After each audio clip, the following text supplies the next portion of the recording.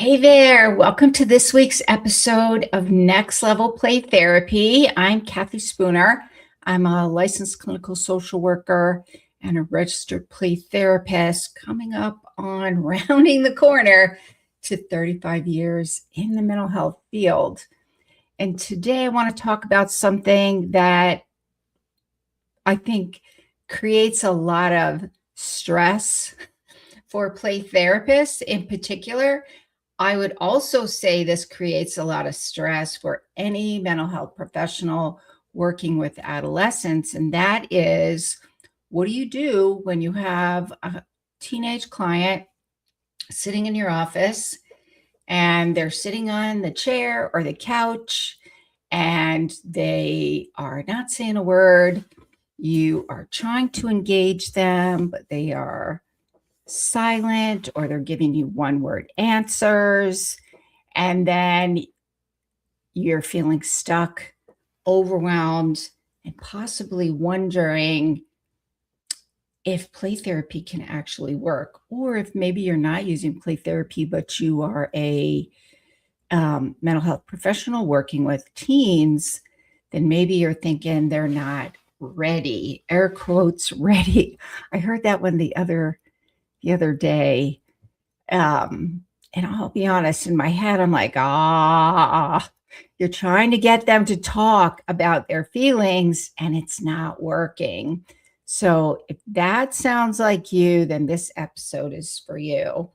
Today's episode is really about not trying to get your clients to talk about their feelings and why that doesn't work.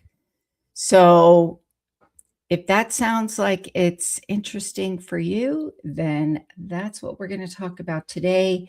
If you're watching the live stream, feel free to join the conversation. Let us know where you're from, what population you work with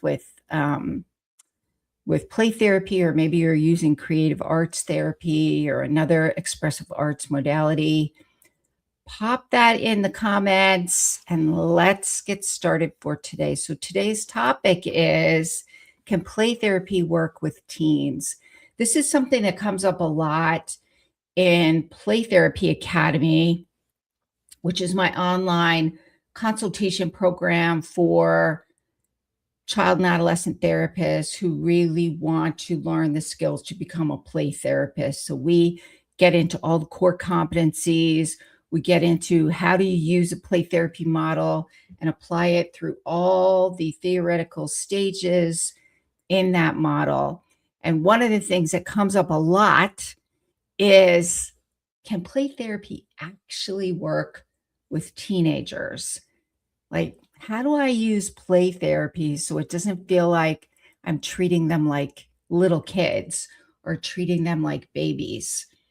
And so that today's episode is dedicated to that, because what often happens, and I hear this a lot, is that you have that teenager sitting across from you and they're giving you one-word answers, or they're not even saying anything. They're just kind of pulling their hoodie over their head, or they're just sitting in the chair looking at you with that blank face, and you're thinking to yourself, oh goodness, what do I do now? I can't seem to get this client to talk. And so we're going to talk about the neuroscience of it. I'm going to break it down a little bit and talk about why that happens and what's actually going on with that. And then some tips about like what's going to work more effectively. So the first thing that we're going to talk about is why play therapists feel stuck when you're working with teenagers. And so I know it might feel a little bit uncomfortable what I am about to say. It might sound counterintuitive. My first tip is, stop trying to get them to talk about their feelings. I know you're probably thinking, what are you talking about? We're supposed to get them to talk. That's what therapists do. We get them to talk. We get them to open up, verbalize what's going on, process a little bit, help them get some insight. That's going to give them some understanding of the problem that will lead them to making the change. And that's where the breakthroughs happen. And that's not actually happening, though. In fact, I had this conversation with somebody that I supervise a couple months ago because we were looking at the history of a client, and this client had been through 2 previous therapists and gotten nowhere. One therapist actually said, "This client's not ready for therapy," and discharged them because they weren't doing anything. And in my head, I'm like, "Oh, there's another way." And here's what happens. What happens when you try to get them to talk, when you try to get them to use insight and use those cognitive areas of their brain, what ends up happening is you sit across from a teenager who's not going to talk, and then you're feeling anxious because you don't know what to do, or you're asking open-ended questions, you're building rapport, you're doing all the right things, and they're giving you one-word answers, or my favorite, which is, "I don't know, I don't remember." I get that one a lot sometimes. "I don't remember." The parent has said to the child with all good intention, "Make sure you talk to Miss Kathy about what you did," or "Make sure you talk to Miss Kathy about what happened. Make sure you tell her this," or "Make sure you tell her that." And then they come in and they plop down on your couch or your chair, and all the signs are, "I don't want to do this." You kind of sit there watching the clock, feeling like you are failing your client, and you're feeling really stuck because you don't know what to do. If that's you, know that you are not alone, and we have all been there, including me, where I have gone through the internet trying to find like any activity that maybe is going to help my client get this breakthrough, to get them talking. How can I get them talking about what's going on and talking about their feelings?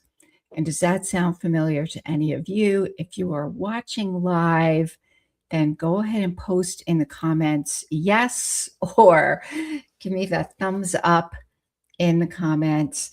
If you're listening on the replay, feel free to join the conversation, post in the comments. I'd love to hear from you. Or if you're watching on Instagram, feel free to message me, or LinkedIn, message me. But here's the thing that needs to happen. This is the mindset shift that we're looking at. Because I get it. And we have these conversations in Play Therapy Academy. I know we'll be having these conversations in Play Therapy Elevation Circle, which is my online play therapy membership. We do consultation in there, but it's more like community support and sharing ideas and staffing cases. We do a book club in there as well and give support that way.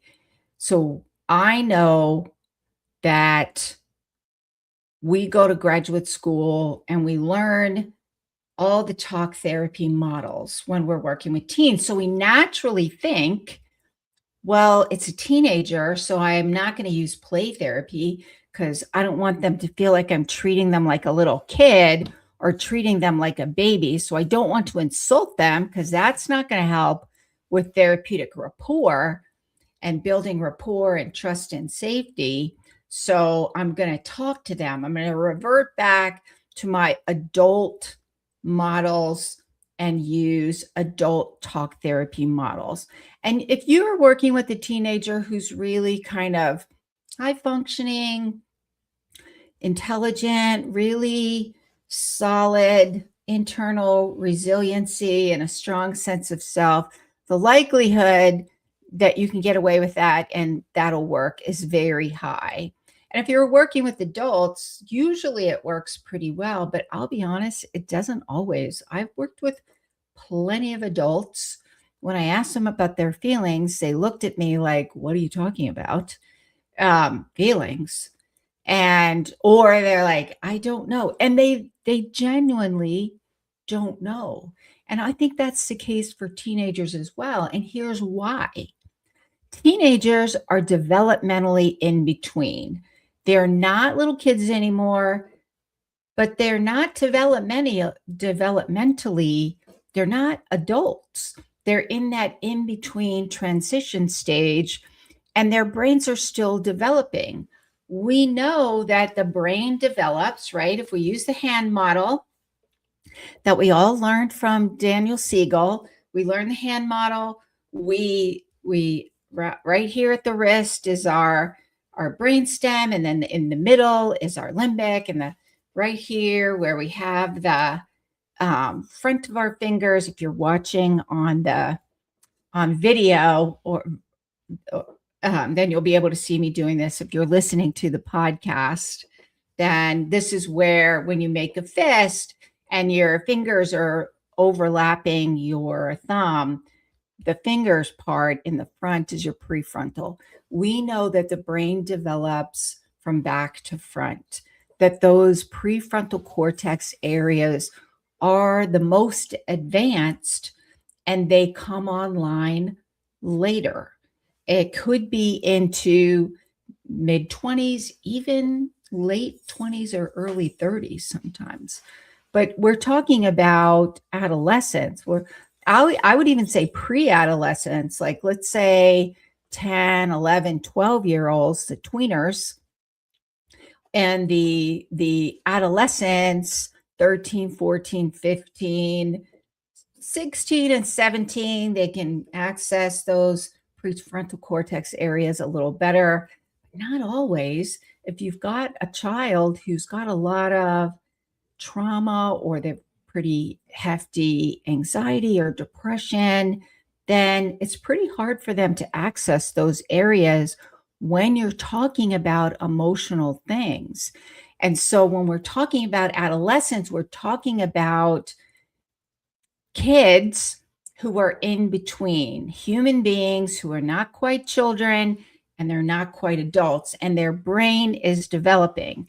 And those cognitive prefrontal cortex areas of the brain, where they do their decision making, they are gaining insight and verbal processing, and using those areas to help them regulate their emotions because they can think things through a little bit more. Those aren't fully formed yet. And so when they're emotionally overwhelmed, they literally can't access those cognitive areas of their brain that talk therapy requires, because they're emotionally overwhelmed.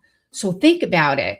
It's kind of, so what you're asking them to do when you're using talk therapy to get them to talk about their feelings or talk about what happened to them, you're asking them to identify what their feelings are, putting complex emotion words to that, reflecting on the way they feel about it, and then making those connections between emotions, thoughts, and behaviors. All while their nervous system is probably in fight or flight, or maybe even in shutdown mode, because they're overwhelmed. And that's why they're going silent. That's why they're not talking. That's why they're giving one-word answers, maybe saying, I don't know. Or my favorite, which is, I don't remember. Maybe it's not that they're being resistant or challenging, or what's my other? Resistant is my favorite. Not really. I actually kind of banned that word for myself. If I banned it, and then anybody I supervise, I always encourage them to ban that word, resistant. I like the word reluctant, because reluctant to me is a little more descriptive of what's actually going on in the session. And what I mean by that is they're reluctant because they don't feel safe or they don't know how, or they're not quite ready because they're overloaded by what's going on emotionally for them.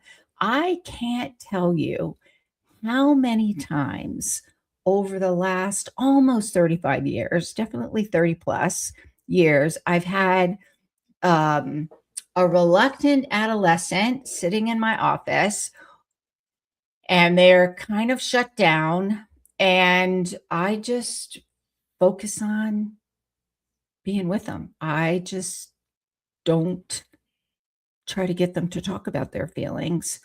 And what I'll do is I'll shift my mindset to conceptualizing what is going on in that moment in a way that, like the way that I conceptualize it is they're not feeling safe. Something is going on. They're overloaded. So then my thoughts shift to if I try to get them to talk, if I stick with strictly talk therapy right now, then I'm not going to get anywhere. They're going to shut down even more. They are not going to experience my office as a safe place because their nervous system is going to be overloaded and they're going to be in what I call danger, danger, Will Robinson mode. Any of you, now I can't remember the name of that space. Oh, goodness. What was the name of that show? They did a remake a little while ago. Now, and it's gonna come back to me after I'm like later on in the day. It's an old show with with the robot, and it was the Robinson family, and they went into space. I don't know. You guys post that on there if you remember the show. And they did a remake probably back in like 2017, I think. Not as it was okay. Not too bad. I watched it. I enjoyed it. Anyway, danger, danger, Will Robinson. Danger, danger. And the robot would like kind of freak out a little bit. Well, that's the brain shutting down because it's in overload mode. And the harder we push, the more overwhelmed that they're going to feel. And they're going to shut down even more. And now I'm going to have to do a lot of repair work to create a safety to help them actually feel safe and not make it worse. So, what do we do instead?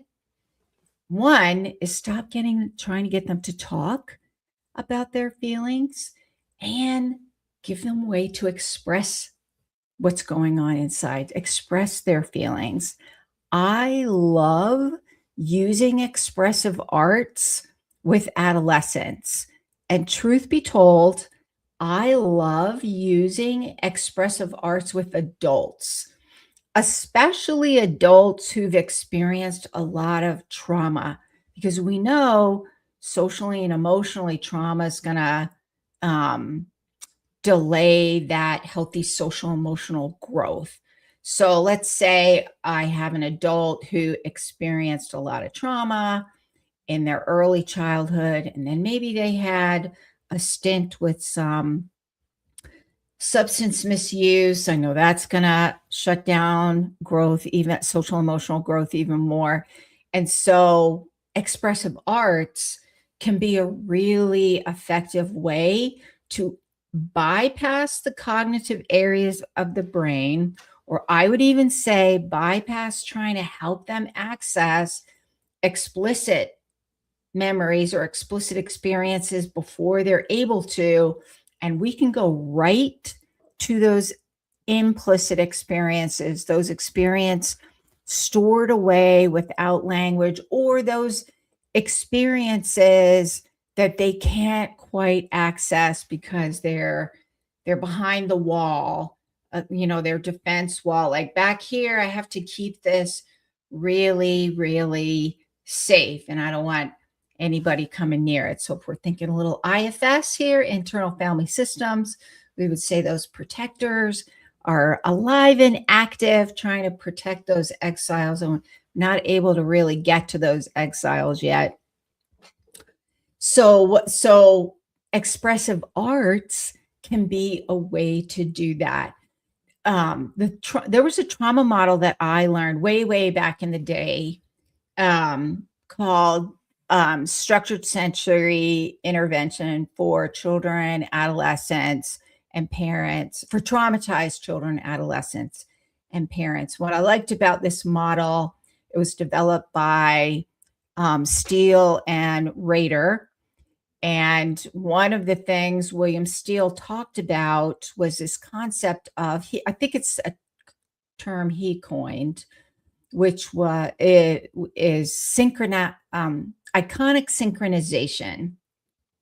And the way he described that is that there are things we can't really access through those cognitive areas of our brain yet. If we give those things symbolic representation, so if we use some expressive arts modalities, like this is my addition to what he said. So if we use clay, if we use art, if we use movement, if we use poetry, we give what's going on symbolic form. We don't have to label it yet. We don't have to describe it with those cognitive areas of our brain. We're simply giving expression. So we're giving it symbolic form. And then now it's externalized in symbolic form. And now that it's out there, like in the sand tray, I can't tell you how many times this has happened. I'll just say, hey, what would that, represent? What would that look like if you use the miniatures, as many as you, and you put those in the sand tray? Doesn't always make sense why you feel drawn to a particular miniature. Just kind of go with it. We'll see what happens. And I promise you, it'll all be fine. However it ends up being is exactly how it ends up being. So we'll do that. They'll put them into the sand tray. When I've done this with adults, we are always getting the Kleenex box, because if they're feeling stuck and they're like, I don't know, and they just can't access it, and the more you try, the worse it is for them. They get more overloaded. Then we go to the sandbox, or we use art, or we use some other kind of modality, expressive modality, and then they put it in symbolic form, and now it's externalized. So if it's the sand tray, it's out there in the sand tray, and now, so we're accessing first and foremost those implicit avenues through the right brain creatively, and then now they're out there in the sand tray, and now we have the ability to put words to it, to access the cognitive areas, to explore it and make sense of it. Some kids, though, just the very act of using those expressive modalities, that, to me, that's how we help them access those therapeutic powers of play.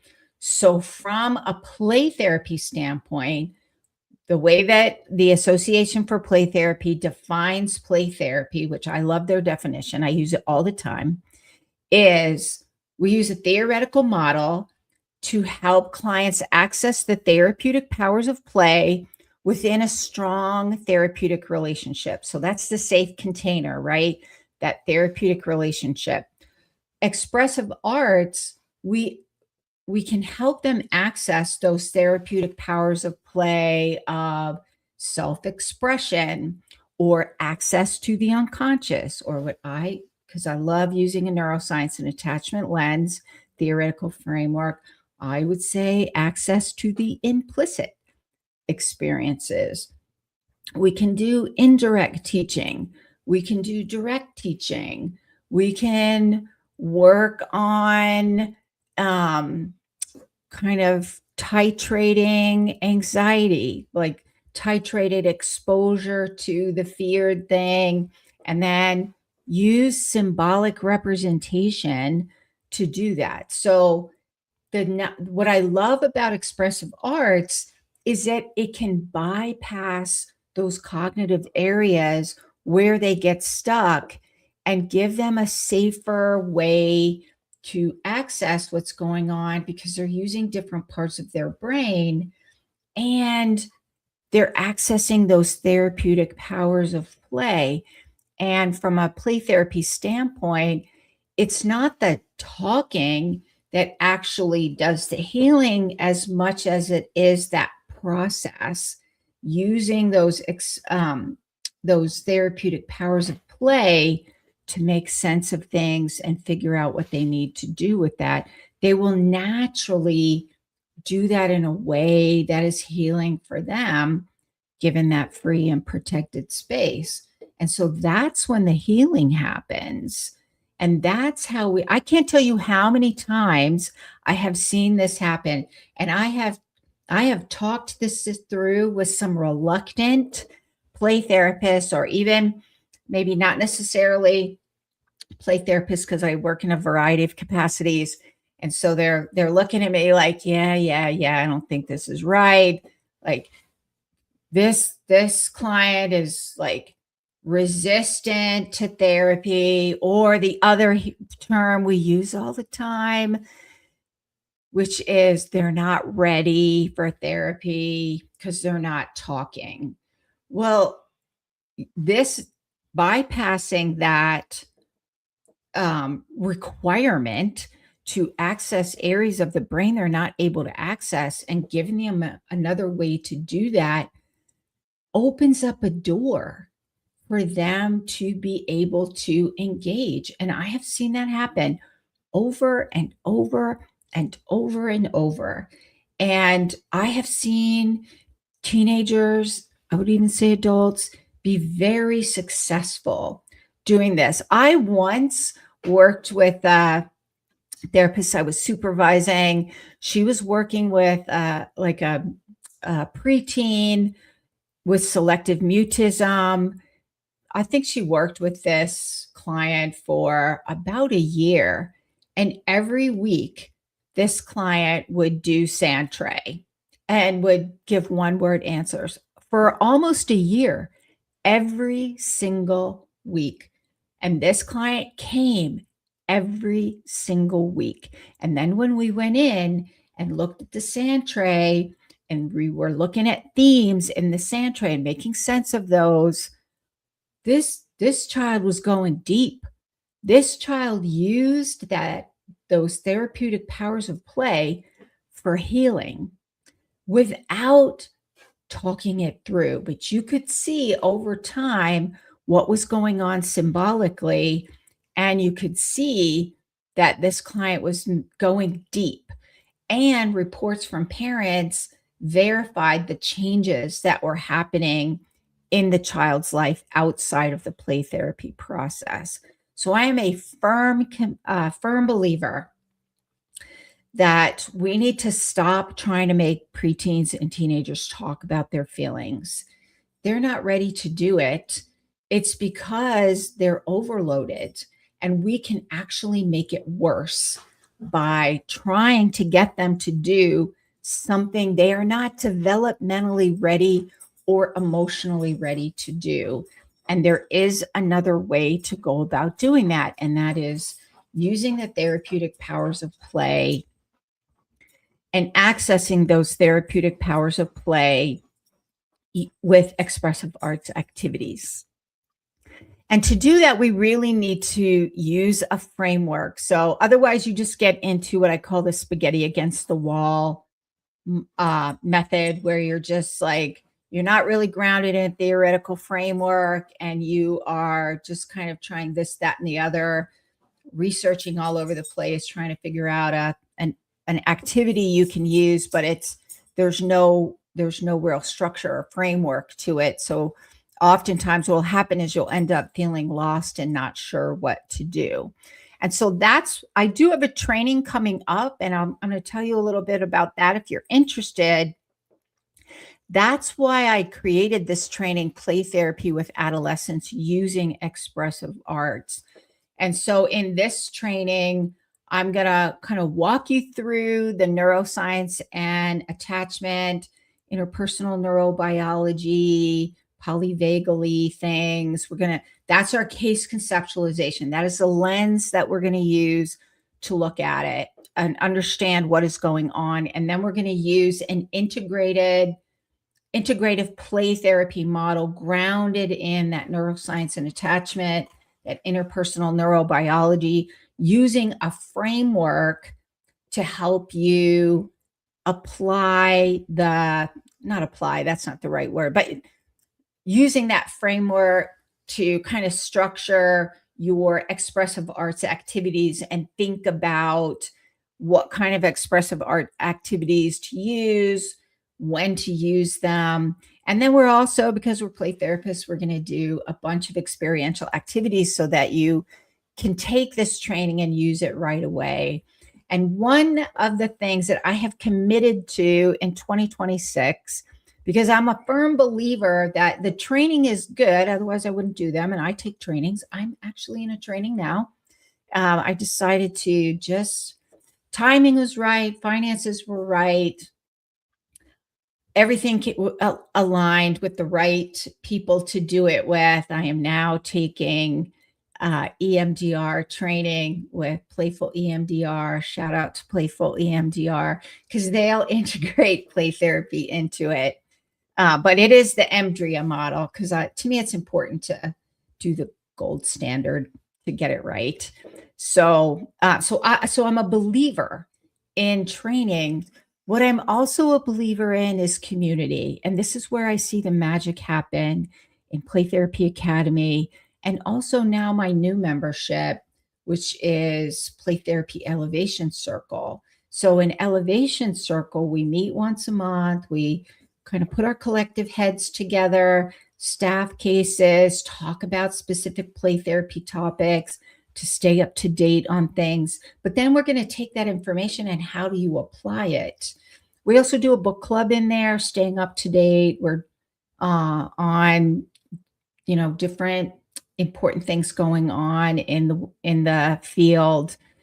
So right now we're reading Bonnie Badnoch's book, Being a Brainwise Therapist. So applying that interpersonal neurobiology. She has a whole chapter on working with teens, using art, using Santre.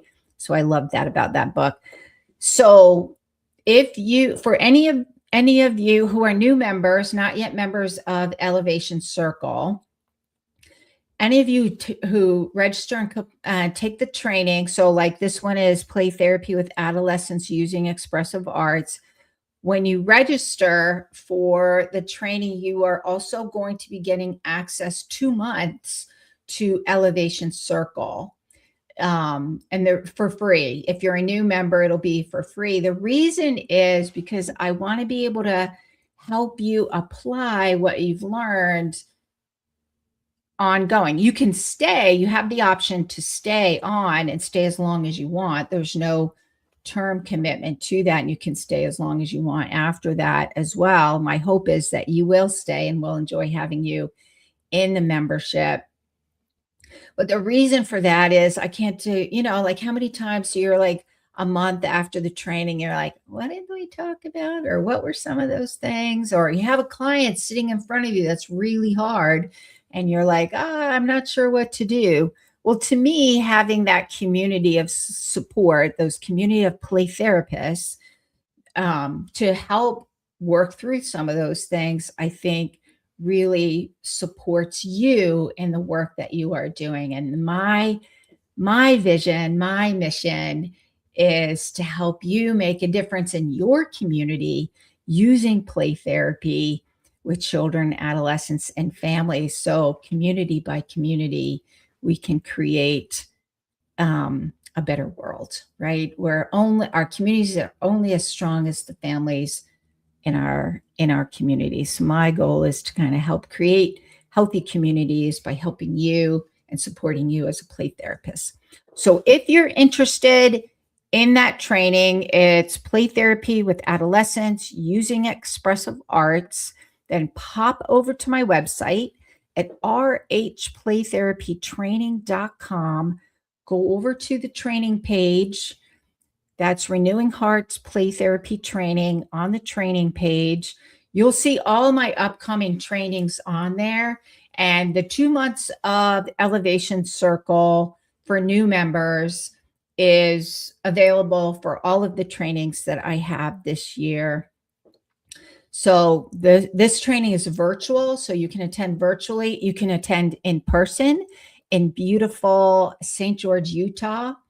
Or let's say you're in a different time zone and you're like, Kathy, that time zone does not work for me, especially of those of you outside of the US. I hear this a lot. If you're over there in the in Europe or Australia or another country outside of the US, the time zone change can be a little brutal. So there will be a recorded version that you can register for. The way that recorded version will work is I'm going to record the training when we're doing it live.